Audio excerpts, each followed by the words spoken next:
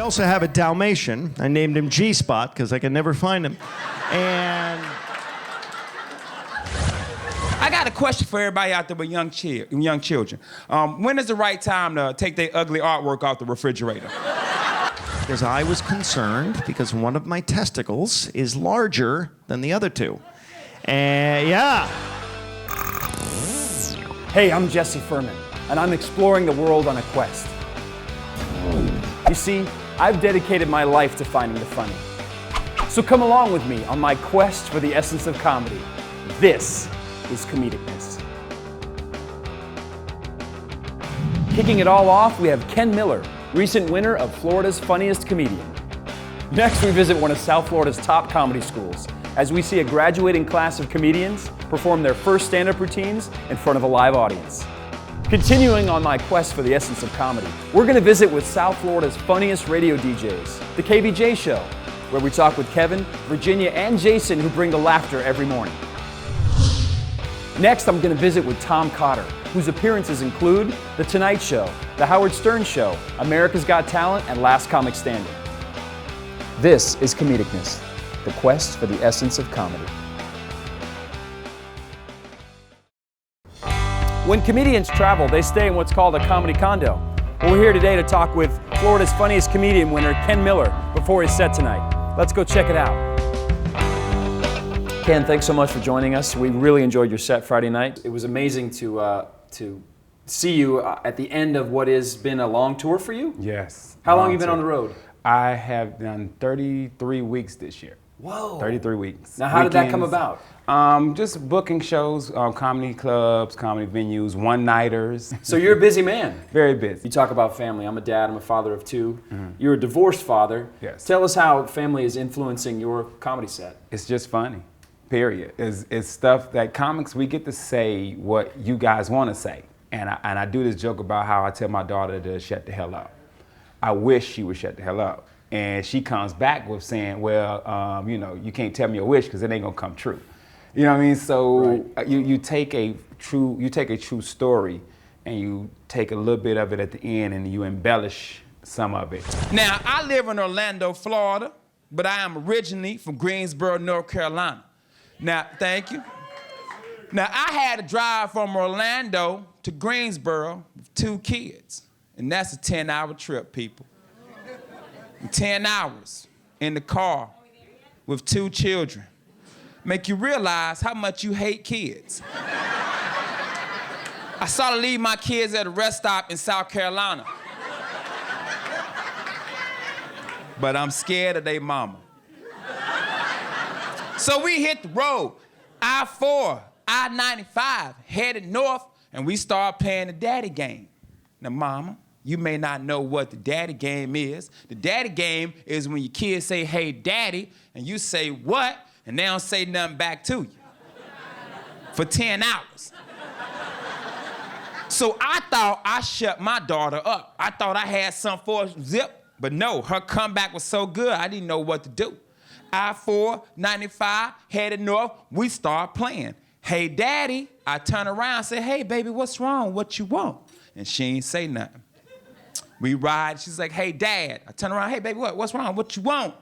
She ain't say nothing. 3rd time, ma'am, I'm pissed, I'm mad now. She's like, hey, daddy. I turn around and say, hey, man, what do you want? She said, yo, dad, chill, relax. Look, it's a rainbow. I want you to make a wish. Aww. I said, I wish you shut the hell up. Yeah. Thought I won. But you know what she said back to me? She's like, daddy, you ain't supposed to tell me your wish because it ain't gonna come true.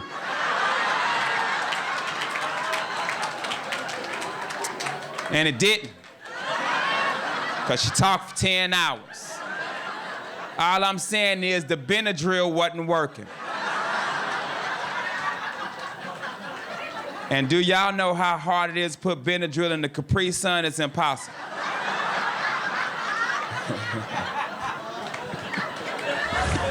How often are you inspired? Is it daily? Is it monthly with your kids that something comes up and you get the inspiration to go, I got to write that down. I got to put that in my set? It's a daily thing for me. I actually, I have a lot of Facebook followers, and I write something called True Story. And True Story is something that happens to me throughout the day with my kids, life, job, and I post it. And that's comedy to me. I'm not on stage, but it's a form for my fans and friends to see. I'm like, oh, okay, that's funny. Now, some of it, of the true story is, like I said, embellishment. But most of it is a true story. So every day I'm inspired by something. If something happens to me, if I think it's remotely funny, I will make something funny out of it. And that feedback that you get from the fans or your friends and family and fans, is that will that inspire you to further the joke into your set? Oh no, I never put those things in my set because a lot of it doesn't. A lot of us comics, we have a set. We have our set, and sometimes throwing stuff in there without practicing it, it'll mess that set up. I've tried it a few times where I put something on Facebook and then I went to the stage with it, and it didn't work well. A lot of my friends tell me I should, and try them, and I may start, but for the most part, it's just a quick paragraph of something funny that happened to me. Like today, for instance, I went to fill my car up and wash it because I'm about to hit the road, head back home. And as I'm going through the car wash, this lady pulls her car up in the car wash. You know those ones next to the gas station? Sure. Gets out of her car, runs. So I'm sitting there like, okay, what just happened? So now all I'm thinking is she Taliban. She's about to blow the whole gas station up. So I get out of my car and I run. I get around the corner and she's standing there. I said, lady, what the hell, what's wrong? She said, oh, I'm scared to sit in those things because I'm scared the thing is gonna follow me and crush my car. I said, well, you should take your ass to a regular car wash and have somebody hand wash your car, because I was terrified. Okay, so this is the thing, man. My niece from North Carolina came to live with me. Now, she came to live with me because she kept getting in trouble. Now, my sister said, I'm going to send your niece to come live with you because you got discipline in your house. You can straighten her out. Now, I'm former military. I did 9 years in the Army. And my sister, thank you. So my sister think I got discipline in my house because of the Army. And that's not true. Because the Army teaches us how to kill people, not raise teenagers, okay? Let me tell y'all something. I can shoot somebody from a mile away. I don't know a thing about bras. I had to buy my niece a bra. She's like, Unc, it's too big. I said, put tissue in it. That's what women do. And so I got this teenager living with me, sir. I know nothing about teenagers, so my best friend say, Ken, you gotta go buy a gun. I said, for what? He said, she gonna be dating. She's gonna bring her boyfriend over. The gun is to scare him off. I was like, cool. So I went out and bought a shotgun. Cause ma'am, that's a scary sound to hear when you walk in somebody's house. Now, my niece is 16, her boyfriend's 18, he's captain of the football team, he drives a car, way nicer car than mine. And my niece brought her boyfriend over, and I showed him my gun collection. He took me to the car, popped the trunk, showed me his gun collection. Yeah. I said, you can have her, because she's not my real daughter anyway. I don't even know the kid that well. I wasn't there for the birth of when she grew up. You take her. Tell our audience a little bit why you refer to yourself as the Buffalo Bills of comedy. The comics in Florida call me the Buffalo Bills of comedy. You don't call yourself that? No, They hell no. Okay. I'm the man. I don't know what the hell they talk about. No, You're the Miami Heat of comedy is what you are, not the Buffalo The Chicago Bulls. Now, we have a comedy competition in Florida that was started 3 years ago called Florida's Funniest Comedian.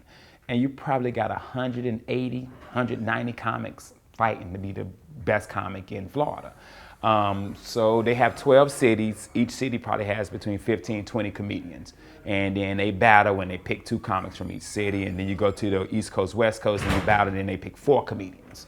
And so the first year I lost to this comedian Eric Myers, who is the funniest One comedian of the funniest guys I've on ever the seen. planet. Hilarious. On the planet. Seen his set, and, On and I the was just talking to planet, another dude. comedian about him the other day. And Yeah, why he isn't here is yeah. beyond Well, me. I know why he isn't And, there. and we're going to talk to Eric Yeah. on the show. We're going to talk to him. he'll tell you. And then the next year, I honestly thought I won. I had an amazing set, and the comic, you know, that he beat me. The judges picked him, and I couldn't be mad. And so I said, I'm going for it again. This is my year. This is my year. I'm going to win it. And then as soon as I got it to the finals again, everybody started calling me the Buffalo Bills. So for people, you know, you don't know, they lost 4 Super Bowls in a row. Right. So I get to the finals, and the first guy that went up name was John Wynn. And he destroyed. He destroyed, man. It was such a great set. And then the guy, another guy named Larry Sands had a great set too. So I'm like, oh man, I'm gonna lose, man. So I went up last, and I had an amazing set. And so they said second place, they said Neri Sands. And I was like, I lost again, because I thought Johnny Wynn had just as good a set as I did. When they said, and finally, after 3 years, the winner, before they could say Ken, I had already ran to the stage. I literally was running across the table, sticking on stage. And then I finally, you know, won Florida's Funniest Comedian, which I know a lot of comics out there, but it's a comedy competition. But you're competing against your friends, your peers, comedians you don't like. It's something to put on the bottom of your headline, you know, there. to go, you know, Ken Miller, winner of Florida's Funniest I mean, Comedian. hell, you know. in the 80s and 90s, they had the Budweiser comedian, you know, competition. Sure. You win $5,000. It's no different than the Florida's Funniest. But for us, for Florida, the state of Florida, it was great, man. I finally won it, and I'm not doing it again. I'm horrible at comedy competition. I am 5-74 in comedy competitions. Wow. You know, and Which is probably pretty good, considering you yeah, won 5. Yeah. But at the same time, I'm always in the finals. I'm always like the top 3, and it's just I get to that final one, and I don't know because I stumble or the judges don't like me, but you know, I finally won the one I wanted to win. My son got straight A's. He got straight A's, and yeah, thanks, man. But that's crazy because like my ex-wife was like, "You gotta buy him something." I said, "For what? That's what he's supposed to do." And she was like, "No, you gotta buy him something." I said, "All right, cool, whatever, man." I said, "Junior, what you want?" And Junior was like, "Dad, I want passes for Universal Studios." I was like, "I can do that." I don't know if you guys know this. Universal's got this thing where if you pay like $13 a month, and they give you a pass, you can go whenever you want to go, right? So I buy these passes for my son, right? So last Tuesday, I take my son to Universal. I let him skip school, and I called out of work and pretend like I was sick, which I don't know why I'm telling y'all this because my supervisor's in the back watching the show. Now you know. So we go to Universal. Now this is the thing, people. If you ever come up to Orlando to enjoy the amusement parks, don't go on Saturday or Sunday. Go on a Tuesday. You know why? Because it's never packed. You can ride whatever ride you want. I don't know if you guys ever been to Universal. What's your favorite ride? You ever been to your yellow? Favorite ride? Who said it? Who said that? The Hulk. Yes, the Hulk. Best ride there. The Hulk is the greatest ride. Now we get there. We say the Hulk for last because it's the best ride. Ride Spider-Man, Harry Potter, Transformer. We get to the Hulk, and for some reason, the line for the Hulk is wrapped around the corner. And I'm like, it's Tuesday, shouldn't be this packed. I walk up to the front of the line, sir, to see why the line ain't moving. The reason the line isn't moving, there is a midget up there. And he's mad because he's not tall enough to ride the ride.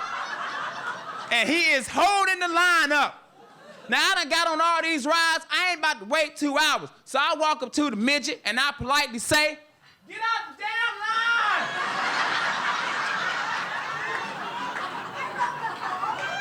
I was going to shoot him, but I traded my gun in for these new shoes. So the midget went and got the line, man. So now I got to fight him, because I started a confrontation with this guy. Pop, so I kick him in the face. Now, I know y'all thinking, ooh, this is some comedy. After the show, Google Ken Miller versus midget. It's on the internet. So pop, I kick this midget in the face, sir. I look down, the midget is hanging on to my pants leg. So I grab him and I pick him up like a little Cabbage Patch doll, right? And he's trying to choke me. But he can't, because you know midgets got little sausage fingers. And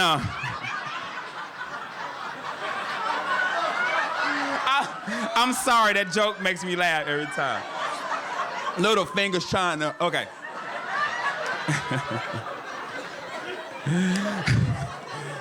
So, ma'am, I do the rudest thing you can do to a midget. You know what I did to him? I grabbed him by his little midget arms and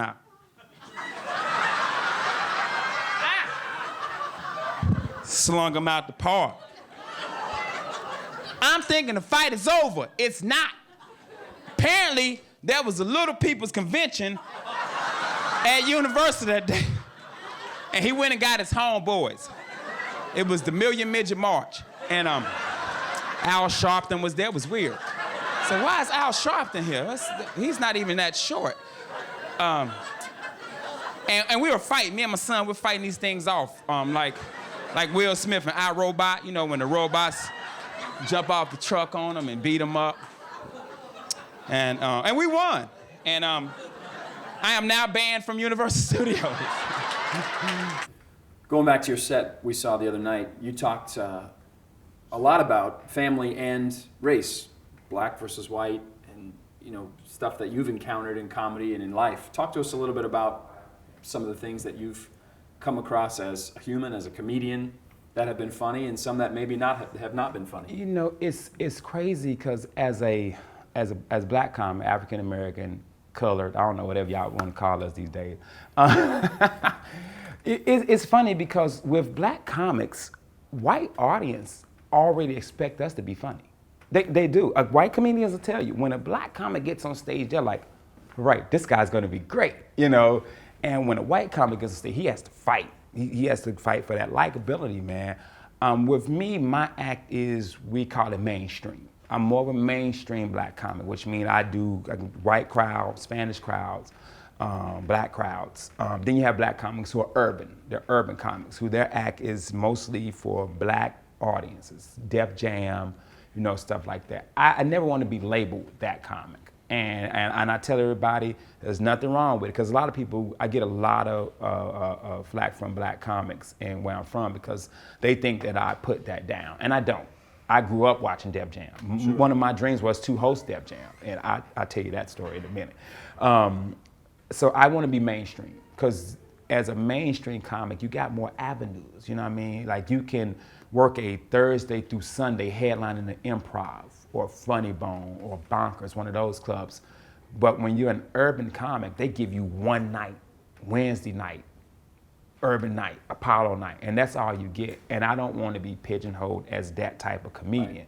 Right. I want my jokes to be universal. They're not saying an urban comic can't do a room, but when you get up there and all your material is black people do this, white people do that, black people do this, white people do that, N-word this, N-word that. I don't say the N-word during my set at all. Now off stage, that's a whole different story.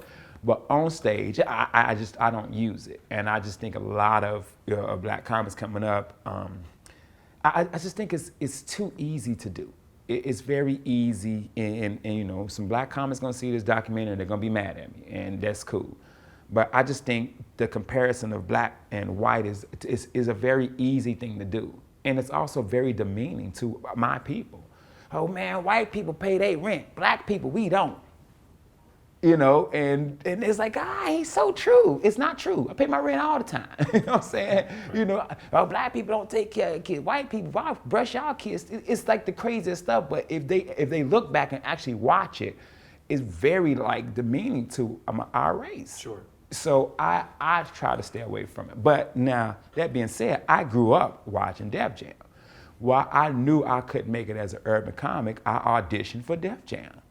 It was the worst 7 minutes I had ever done in my life. Wow. I got on stage, and the comic before me, she killed. Did a joke about masturbating in the swimming pool. Killed. I get on stage, I'm like, yes, I was with my kids today. Crickets. I was on a field trip today. Crickets. Yes, I was at work. Crickets.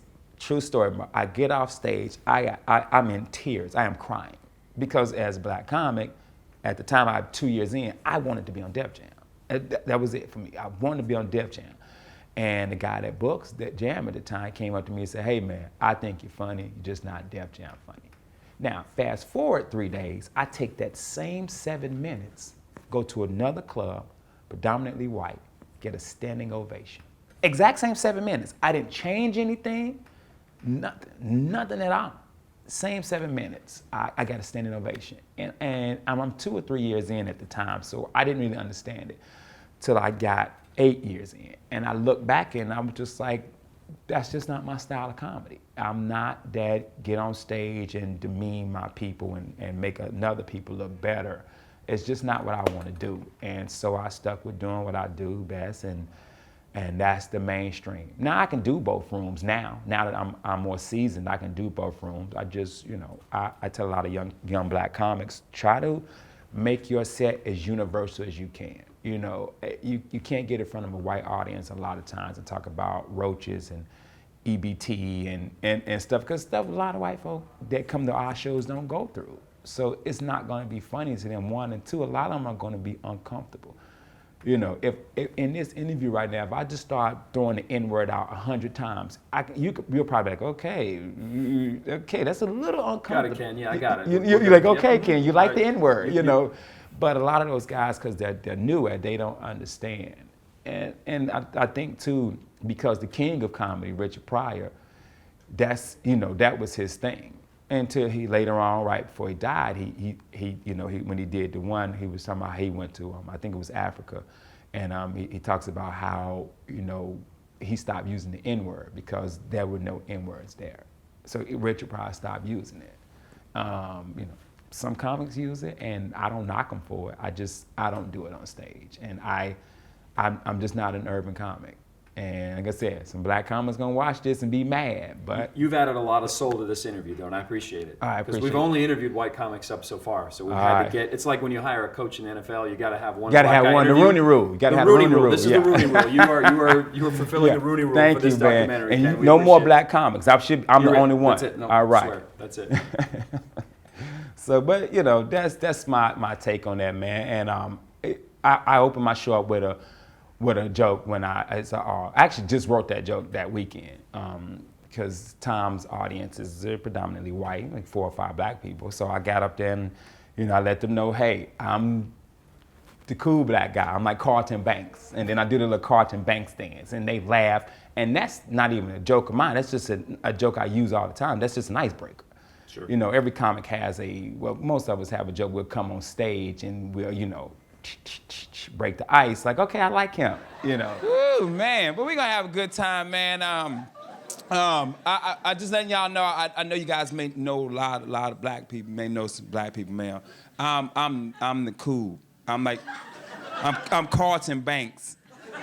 So you ain't got to worry about me doing nothing bad to you. I'm real nice, I do the dance. I'm that guy. Just let you know, I'm that guy. So I'm just, In your opinion, Ken, tell us what comedy is to you. Oh man, that's a hard one, man. That's a hard one. It's a breath of fresh air. It is, man. That feeling you get, man, when you got 300 plus people, or hell, when you got 10 people in the audience, which I've done before, and you get the people to laugh in unison, you've accomplished your mission. You've accomplished your mission as a stand-up comic. Your job is to make people laugh. And when you can get up there, man, and you can get that roar of those people laughing all at one time, a room full of strangers at that, to all agree with what you just said, it's a breath of fresh air, man.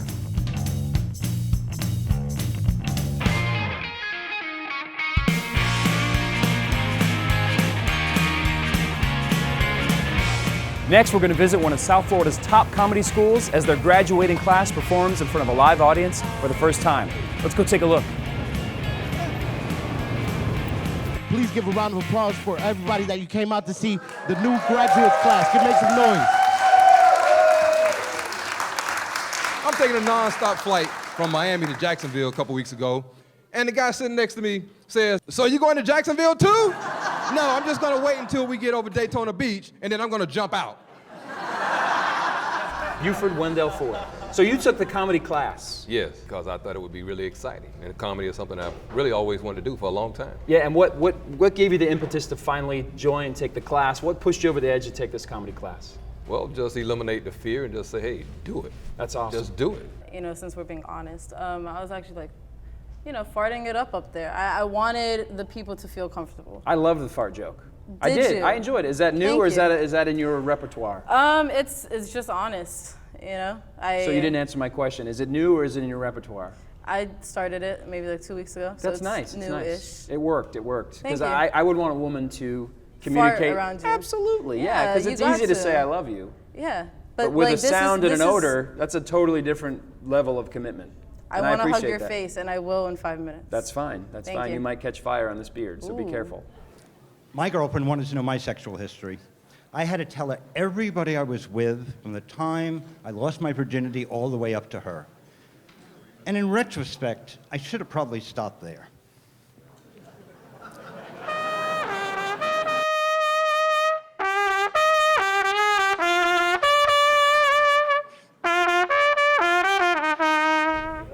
Dr. Steve, what kind of doctor are you? I'm an orthopedic surgeon. An orthopedic surgeon. Are you funny in the operating room? No, Not at all. no. I'm very awkward. Like, the first time my first serious boyfriend told me, I love you, I farted.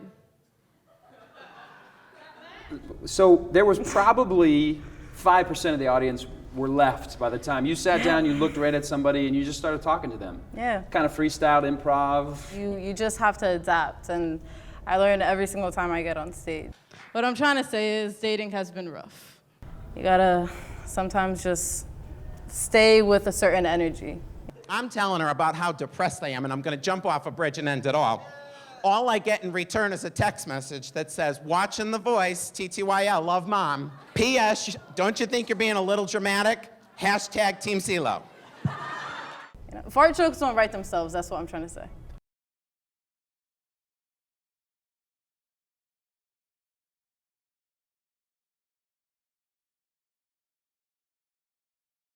Yeah, man, you know.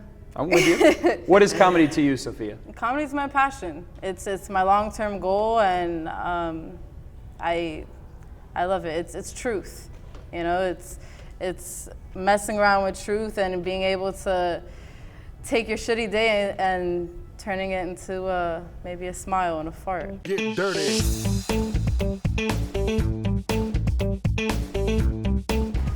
Next, we're going to visit South Florida's funniest morning drive time DJs, the KVJ Show, where we talk with Kevin, Virginia, and Jason about what funny is. Here we go.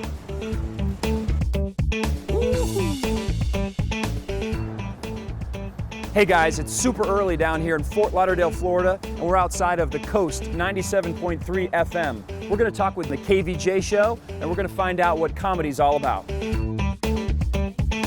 Morning, guys. Hey, what's up, man? Kevin? How you doing, buddy? How we doing? I'm good, Good man. morning. Good to see you. How you been? Good, good, Jason. Good to see you. Good to see you. Oh, awkward hug, awkward hug. Feels good. Beauty of the How's it show. going? Good to see you guys. Good morning.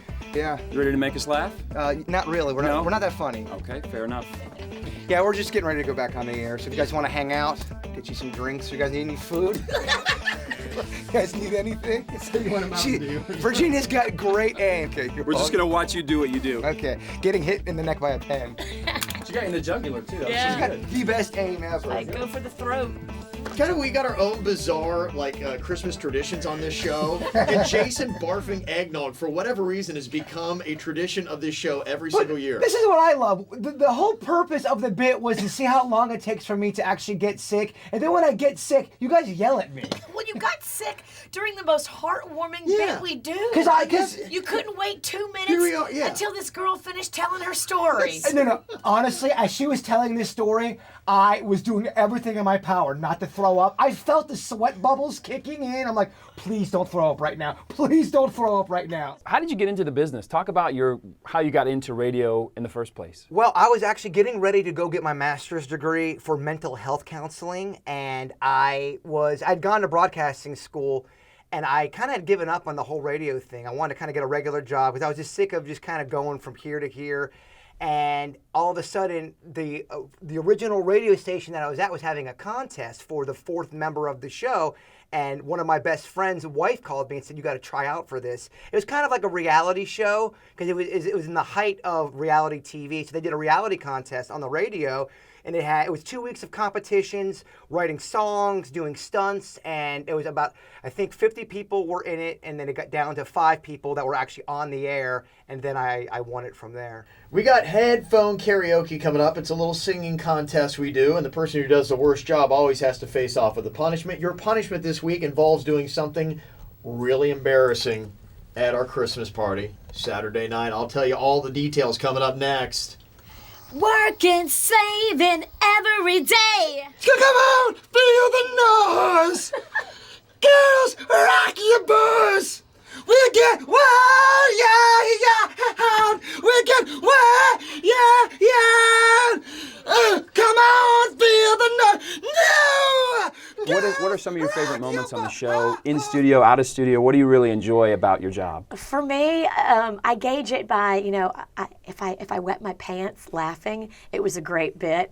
And so anything Jason does, physical comedy, when he has to go do a stunt, or, we're knocking him in the nards for something, or just the physical stuff for me is the funniest. Well, you wouldn't think radio to watch would be entertaining, but that's what's so great is sitting in the studio with you guys is seeing your interaction and seeing the physicality. And I know that's not an obvious choice on radio, but just observing it and seeing the way that you guys interact is really cool. Yeah, we're lucky. We really do enjoy each other's company. Like you talked about, like we are a family. Kelvin, Virginia, how's it going in the morning, boy? It's good. It's good to see you again, Santa Claus. Now you're looking very good with the Christmas spirit and the Thank you. I feel very good. Thank you very much. Boy, you look fantastic. That's a hideous Christmas sweater you got on there, Santa Claus. Well, my wife Camille got it for me. Goes, boy, the kids. It's got jingle bells on it. We move through things really fast. I mean, the way radio has evolved and changed, people's attention spans now are so quick. And they found her dead the next morning. No. Rachel Ray? Rachel Ray's aunt. Oh, okay. Don't you listen? I don't know. I was so shocked. She's 77. I'm like, Rachel Ray is dead. Like, how is that not leading the dirt? No, her aunt. Oh, okay. We've been on for 2 hours and we haven't even mentioned it yet. You're really slipping with the dirt, Virginia. Rachel Ray is frozen to death and we just now got to it. We don't really stay on something longer than probably 3 minutes, and then we're moving on to something else. And so there's a lot of times, just even in one segment, you may go through 2 or 3 different things in one segment. You do 4 of those an hour. You're talking about 12 to 16 different things in 1 hour you got to really know about and what you're talking about. Let's see. All right, here we go. Guns N' Roses, Welcome to the Jungle, and headphone karaoke. Fire it up. To the jungle, we got fun and games. We got everything you want. Honey, we know the names. We are the people that can find whatever you may need. If you got the money, honey, we got your disease in the jungle. Welcome to the jungle. She'll bring you to your knees. I want to watch you bleed.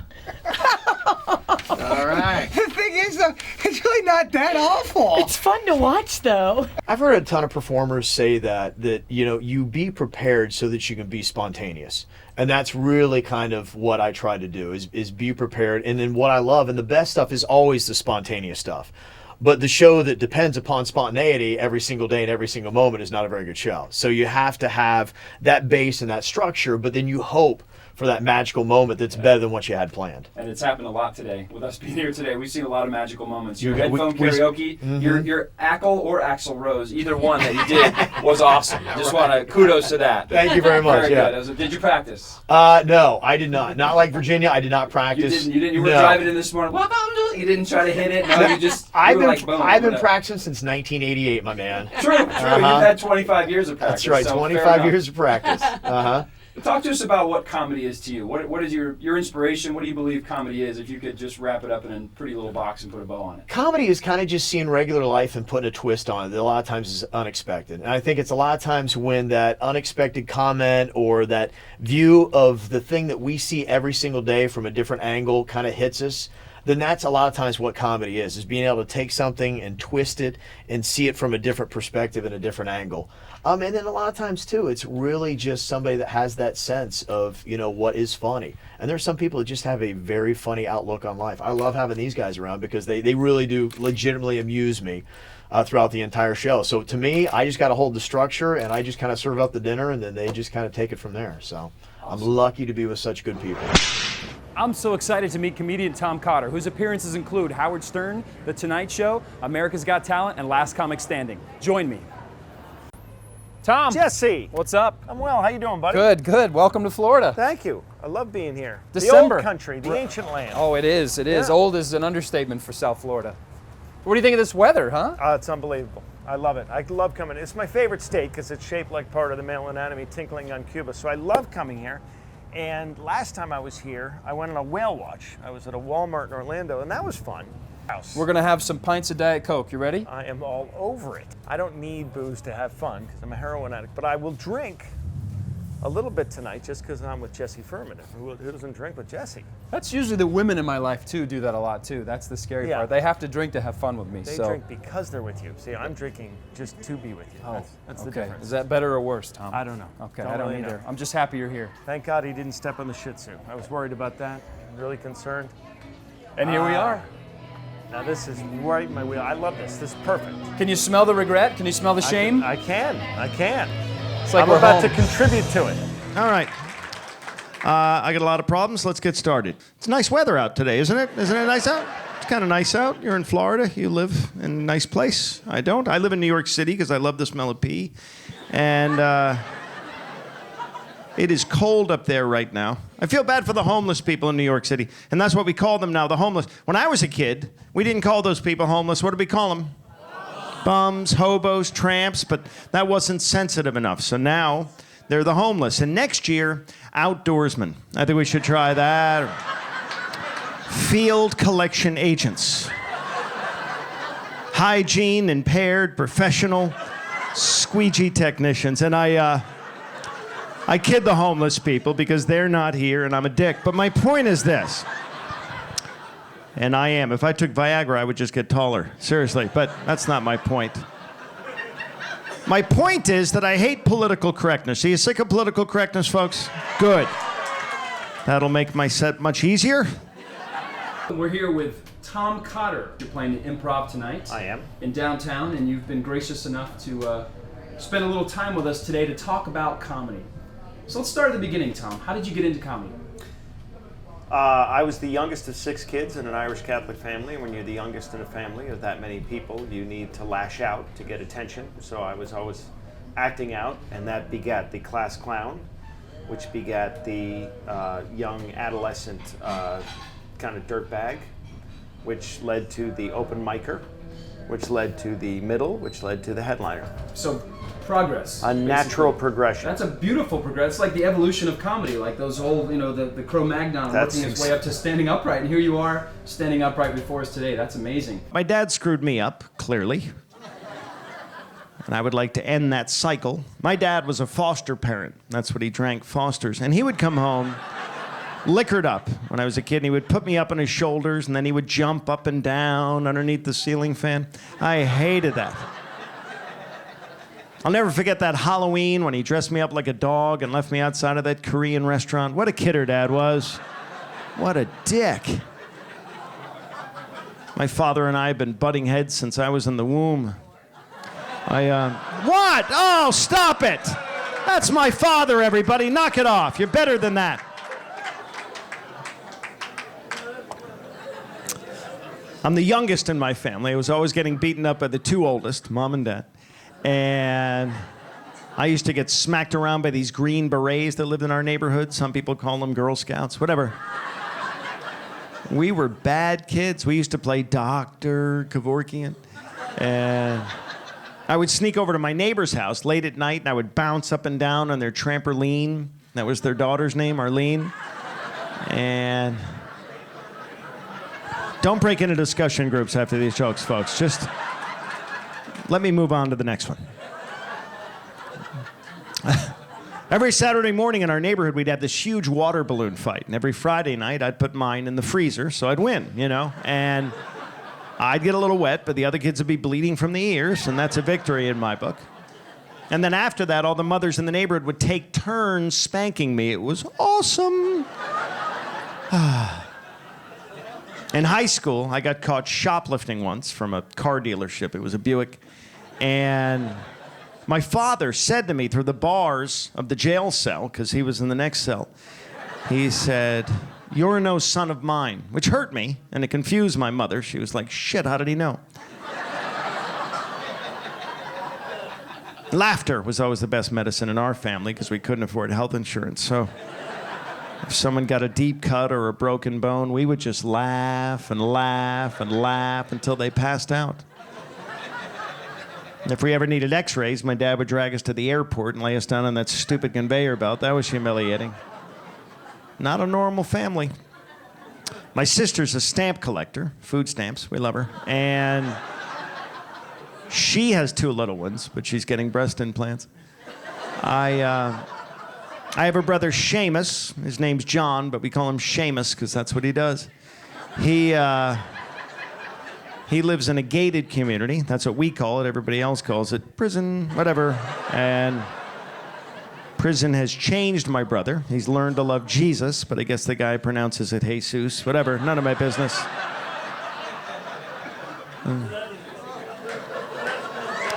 You guys are sick. I like you. Anyway.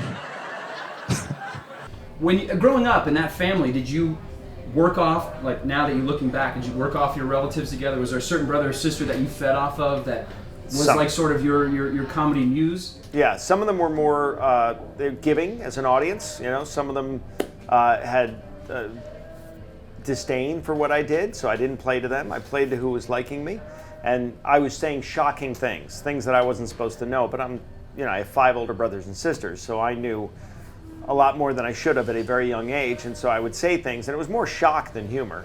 But the shock made people laugh, and I loved getting that laugh, and I loved that affirmation that I was being recognized. And so the same stuff that got me sent to the principal's office as a child now gets me compensated, and it's a beautiful country we live in. I just worked at a casino where they changed all the names of the games because they didn't want to offend anybody. So no longer is it Blackjack. Now it's African American Jack.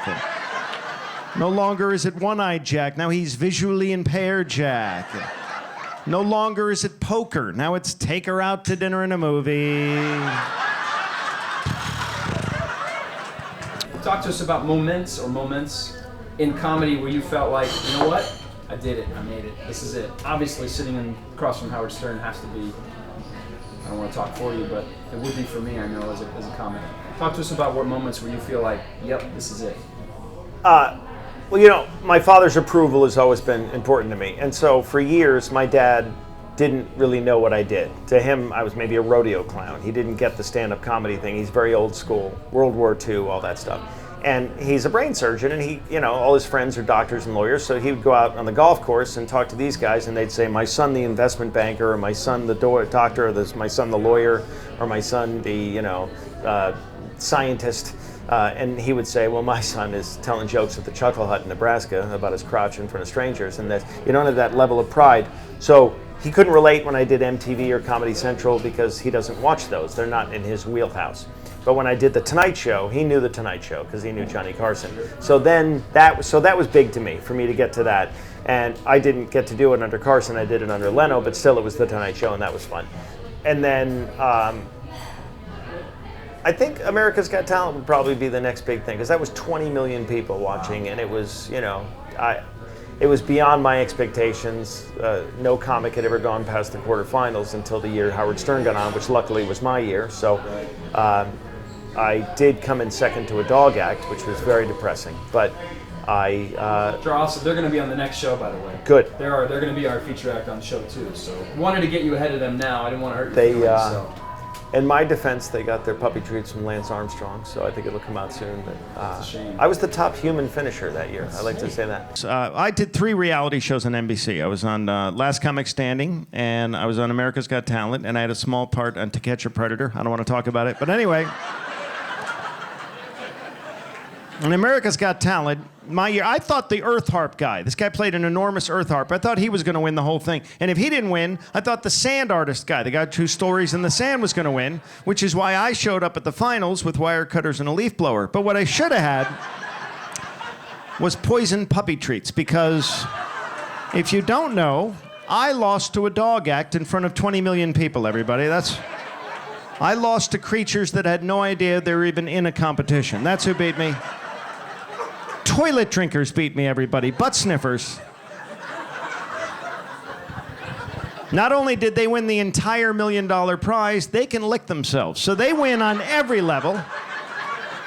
And I am in the comedy corner. Now, it was great. I enjoyed being on the show, and they were wonderful. In my defense, they got their puppy treats from Lance Armstrong. You should know that. And I'm a little bitter. People think I went out that night after I lost and went out and just randomly started kicking dogs. And I love dogs. How has America's Got Talent changed you financially, being recognized in the street? What were the differences? Was there a day or a week later where you went, holy shit, my life has changed? Did you feel that? I felt it. When the first episode that aired, the first few episodes are pre-recorded. So we filmed it in March, and you don't know how they're going to edit it. You know, I knew from Last Comic Standing, they can make you or they can break you in editing. Editing can cripple you. So I know on Last Comic Standing, they would edit in the sound of crickets behind some of the comics just to humiliate them. So I didn't know how they were going to treat me. And turns out they were going to be nice to me. And my set in front of the celebrity judges went real well. And so they showed it like it was. And so I knew that night I knew, because when it aired, my computer makes a little pop sound when you get an email or an alert that someone's emailing you or Facebooking about you or something. And my computer just all of a sudden started sounding like popcorn, like you were popping. It was like pop, pop, pop, pop, pop, pop, pop, pop. And Carrie and I looked at each other and we were like, what's going on here? And then the phone rang off the hook. Just crazy that night.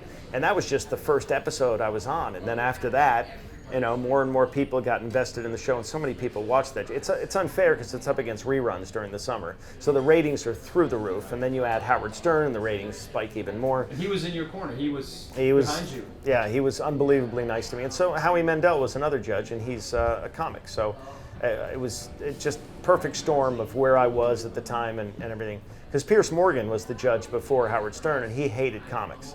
And he was this snobby British guy who didn't get American comics, so he would, not only would he not advance your career, he would set it back by saying things like, you're not funny, you're not original, I didn't find myself laughing once at you, and I'd be damned if I was going to let him throw me under the bus on national television. But when I heard he was leaving and Howard's coming in, that's when I said, all right, I'm going to go out for this show this year, and it all worked out. So then, you know, you get to the quarterfinals and you're building a bigger audience, and now they're all kind of following you, and the audience at home hooks their wagon to whoever they like. And so I had a bunch of people on board and all the way to the end. And, you know, then this year I went back on the show twice. And it's just what a blessing. At my point in my career, because I'm no spring chicken at this and I've been at it for 25 years, to have this happen now was such an unbelievable, and I hate to use the word blessing because it's trite, but I really feel lucky. I feel like I stepped in unicorn shit. I love this time of year. I'm falling apart. Can I bitch about that for a minute? I have allergies. Clap if you have allergies. Anybody have allergies? Sir, have you had them your whole life, or did you get them later on? I get them in the last 4 years, and now I have to take this allergy medicine every day called Ritalin. Are you on that? Because apparently I'm allergic to reality. I am a mess. I'm a wreck. I haven't been sleeping with anybody. And if you have trouble falling asleep, people give you the stupidest advice, don't they? Try counting sheep. Well, I'm originally from West Virginia, so that just kind of gets me aroused. And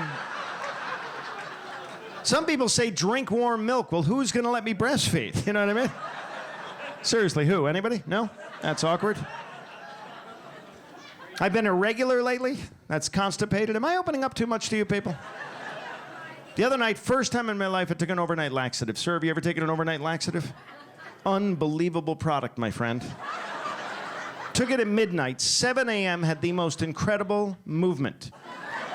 The tragedy is, I didn't wake up till 8 a.m.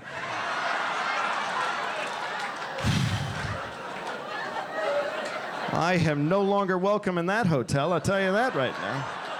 That is another restraining order. I'm getting old. Stuff's breaking down on me, you know? Women always say when they get over 40, oh, gravity has taken over my body. Now my breasts are sagging because of gravity. Like men are somehow immune to the effects of gravity. Sir, have you ever sat on a testicle? Have you ever done that? Because you will never stand up faster in your entire goddamn life. I leaped off of Santa's lap. It was uncomfortable for everyone.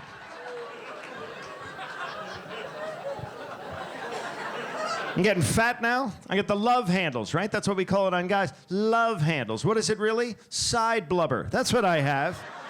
I am sporting hip lard. Let's call it what it is. And I can't get rid of it. I was doing Jenny Craig for a while, but then her husband found out.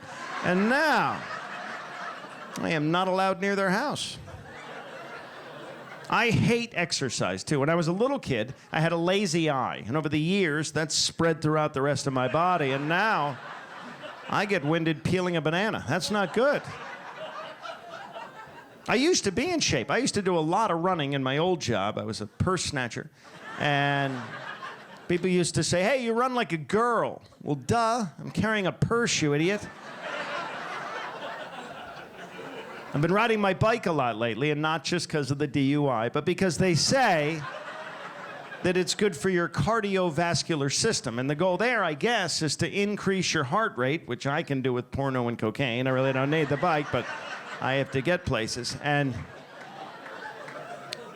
first 2 weeks I was riding the bike, my butt started hurting, so I bought a bike seat. And I just want to get back to my original weight, 8 pounds, 7 ounces. And that's a long way to go. Some of you are right there with me, and some of you are 9 jokes behind, but you're good looking. Joined a health club. My health club is owned by religious fanatics. It's called Jehovah's Fitness.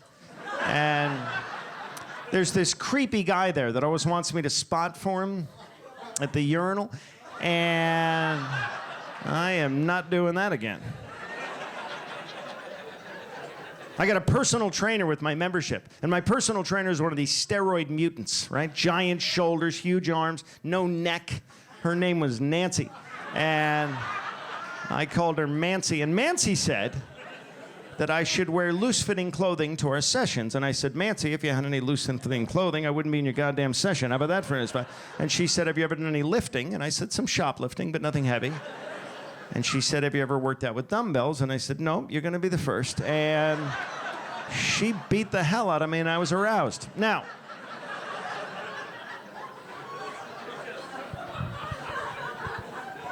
I am a wreck. I really am. As you get older, I go to bed fine. I wake up injured now. How does that happen? Just went to see my doctor, which infuriates me because I've spent thousands of dollars on apples trying to keep this prick away from me. But I went to go see him. And I should say, I don't like doctors in general. My old doctor always wanted a fresh stool sample, which was creepy because he was my psychiatrist. And, well, one doctor. I like one doctor because he recommended marijuana to me, but that was Dr. Dre. I don't know if that counts. But I went to see my current physician because I was concerned because one of my testicles is larger than the other two. And, yeah. Hello, red flag. So, a little dirtier than I was on TV, aren't I? Yeah, okay. So my doctor examined me, and first he told me I had high blood pressure, which I took with a grain of salt. But then, thank you for it, people. Then he gave me the worst news that I've ever gotten in my life. He told me that I will never be able to have children because I, apparently, don't have a uterus. And then he called me an idiot and took me off the pill. But while I was there, in his office, I asked him some medical questions, like, why do men have nipples, sir? Nobody knows, right? Nipples that don't work. These are the original milk duds. Why do we have these? And what's the wazoo? Have you ever heard about this? Up the wazoo, in the wazoo, out the... Where the hell is the wazoo? Is it near the yin-yang, do you suppose? How come whenever your stomach growls, everyone always says, oh, you must be hungry? Bullshit. Everyone knows when your stomach growls, it means you're about to fart, doesn't it? It's God's little smoke detector. Can we be honest about this, please? And why is this the funny bone? Did you ever bang it and burst into laughter? No. You know why? Because it's not friggin' funny. That's why. They should call it the it's not funny, it hurts like a mother bone. That's what they should call it. How come old people can't just wear sunglasses like the rest of us? Why do they have to wear those huge virtual reality goggles? Have you seen those? As if Nana's gonna go do some welding, please. Yes, Grandpa, you're the Terminator. Right. Let's play laser tag.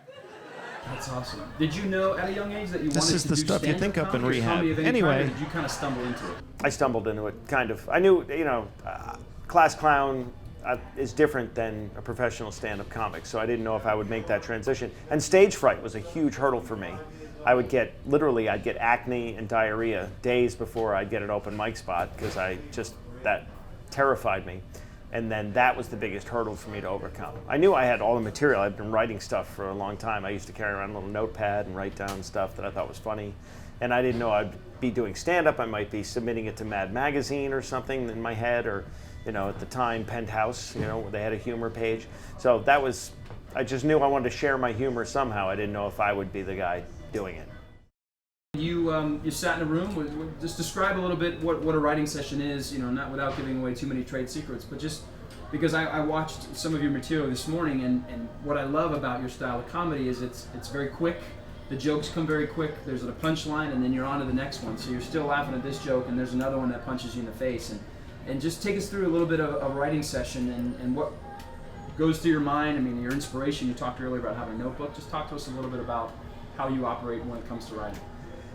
Well, my style, therein lies the dilemma, is I like to perform a certain style. It's called misdirection. It's been around for forever, but my little tweak on it is it's not a traditional setup punchline. It's setup, punchline, tagline, tagline, tagline, tag. I tagline a joke to death. It's very old school. Ad nauseum. It's original. It is kind of, yeah. To, that's what you I can go back to about vaudeville and see Absolutely. stuff like that. Yeah, it's a Henny Youngman. Yeah. It's very, even the old, like Johnny Carson on the Tonight Show, and that was a great style, and that's what I appreciated watching it, was like, it's very traditional. It's great too.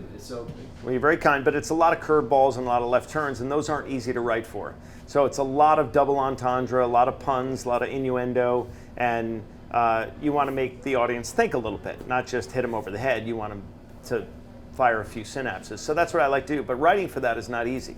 Like, I have bits that are funny throughout, reasonably funny throughout, but don't have a big payoff at the end. I have a bunch of those, notebooks full of those.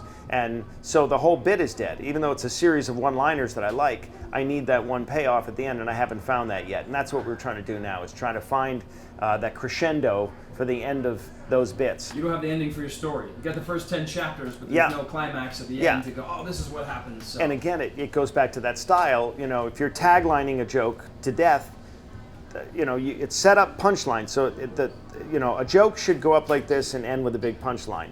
Mine start off like this, punchline, and then it comes down with these taglines. And I just don't want it to go down too far. I want it to come up a little more. Sure. And at the end, there's no up yet. So I got to figure that out. And I've done that with many bits over the 25 years I've been doing this. It's just I'm stuck. I'm spinning my wheels on a few of these things. Did you have any revelations today in your session? Anything that went, yep, got it, there's now, one? Again, this goes back to you don't know. I think we had some stuff today that was kind of groundbreaking and funny, and I'll try it tonight at the Improv, and maybe it'll crash and burn, because sometimes what I think is funny is not funny to the audience. Now, we're privileged enough we're going to be there tonight at the Improv filming your set. Would you mind sharing with us, not even the joke, but just maybe the premise of the joke? And I don't know if I'm definitely going to get to all these, but one of them is about my grandfather, and it's just a series of one-liners about my grandfather, and I just feel like it stalls out at the end. And then there's another thing about me working down south in Natchez, Mississippi, and it kind of goes and goes and goes, and then it just plateaus. It doesn't. I need that upswing at the end, and I just don't have it. And you don't want a joke to just peter out kind of at the end, because then there's that awkward, where's the big laugh here? My grandfather is 97 years old, 90, and he lives in a persistent vegetative state, Florida. And he is old, 97 years old. He falls down all the time when we trip him. And He's still sharp, though. You know, he's still like, he beats me at chess and checkers. But when we wrestle, I kick the shit out of him. I really do. Once I get the feeding tube around his neck, it's, really? Too much? Okay. I love my grandfather. When we found out he had a fragile heart condition, I started to spend more time with him, bungee jumping, you know, skydiving, the running of the bulls, and titty bars. We have a lot of fun together. We really do. When he got his pacemaker, I took him on a tour of a microwave oven factory. We have a lot of fun, and he thinks we're after his money, and we actually want him to pass away so we can get our inheritance, and that's offensive to me. I check up on him all the time at 3 a.m. wearing a cloak and carrying a sickle, and he was lonely last year. He wanted a pet, so I got him a vulture, and he's old. I help him out. I shovel for him. I dug him a nice grave. He won't take the hint. This is new material, and I'm going to work on it. It'll be priceless one day. Anyway. Craig Ferguson, Last Comic Standing, The Tonight Show, Howard Stern, Comedicness. I mean, right? Can you see the... I see the logical progression, Can you see the gradual, right? I remember in the quarterfinals, I'm not a religious guy, but I prayed. I got on my knees and I said, God, I don't care if I win or lose. Just please let me be in the corner of a loud Irish bar being interviewed by Jesse for a pilot. And look, I'm saying dreams come true. That's all I'm saying. I mean, if you look up... You set your goals. This is it, Tom. This is it right here. This is it. I don't know where else I can go. I could die tomorrow. I'd be happy. It's the coup de grace of comedy right here. Tell all your The friends. triple crown. You always say you want to do Leno, you want to do Ferguson, and you want to do Comedicness. Or Comedicness. Either one. Comedicness. You can do either show. Comedicness. Comedicness. Not You got as to funny change as the name now Comedicness. for that joke, please. Yes, not nearly as funny. So we appreciate you coming out here to beautiful O'Shea's in downtown West Palm. Love it. Love what Yes, you've done. even the place. lightsaber sounds and it's beautiful. The clinking glasses and the dishes has been very, very. If you concentrate, you can smell the vomit that has been in this room many times. Because it's an Irish bar. I thought that's what it was. Yeah, there's it's a lot of fine regret in that bouquet. corner over there too. There is. That's a what lot of shame. There's a lot of shame on this shame bar is in the stool front. right here. Regret is on the side over here. Yeah. Actually, I don't know if you noticed I wonder that. who was sitting here last night. Hold on a second. Susan, and she had Italian. Oh, that's awesome. Yeah. Whoever Gotta sits go in to this stool gets their coccyx in their kidney and a lot of hemorrhoids. I know that. Can you Sorry. hear? Are you Sorry picking about up the that. sound of this? I am. I'm feeling it. It's pretty sweet. That's We're going to get a good. bigger prop budget for this. That's a nice stool sample. We're going to check out your set tonight. And you mind playing some darts? I would love to throw sharp objects in a bar. Let's do that. So what is comedicness? What really is the essence of comedy? What is comedy to you, Sharon? Comedy is shaking up your atmosphere, doing something different. Comedy to me is finding joy in life over the crappiest things. Comedy is, it's chemistry, it's gelling. Some of our best stuff is, stuff that doesn't even happen planned. To me, comedy is family, friends, and the unexpected. But the real question is, what makes you laugh? What is comedicness